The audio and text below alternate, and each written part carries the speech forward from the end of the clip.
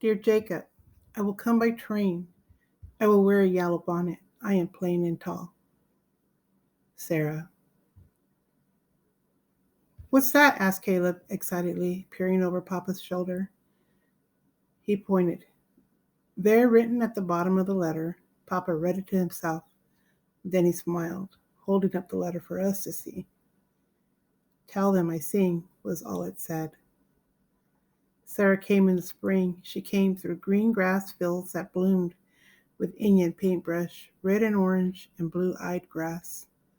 Papa got up early for the long day's trip to the train and back. He brushed his hair so slick and shiny that Caleb laughed.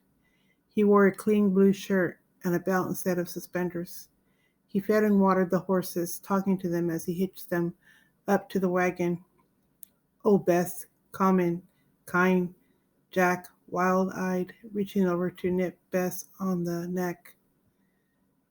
Clear day, Bess, said Papa, rubbing her nose. Settle down, Jack. He leaned his head on Jack. And then Papa drove off along the dirt road to fetch Sarah. Papa's new wife, maybe. Maybe our new mother. Gophers ran back and forth across the road, stopping to stand up and watch the wagon. Far off in the field, a woodchuck ate and listened. Ate and listened. Caleb and I did our chores without talking.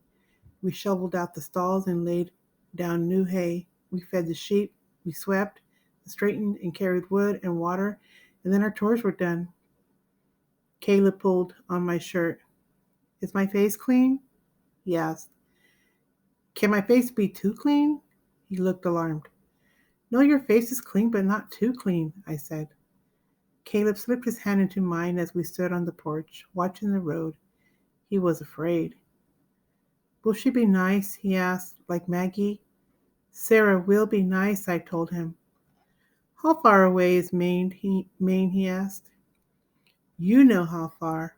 Far away by the sea. Will Sarah bring some sea? He asked. No, you cannot bring the sea. The sheep ran in the field, and far off the cows moved slowly to the pond like turtles.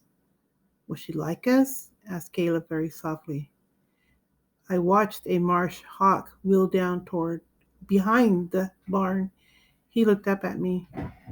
Of course she will like us. He answered his own question. We are nice, he added, making me smile. We waited and watched. I rocked on the porch, and Caleb rolled a marble on the wood floor. Back and forth, back and forth. The marble was blue. We saw the dust from the wagon first rising above the road, above the heads of Jack and old Bess. Caleb climbed up onto the porch roof and shaded his eyes. A bonnet! He cried. I see a yellow bonnet!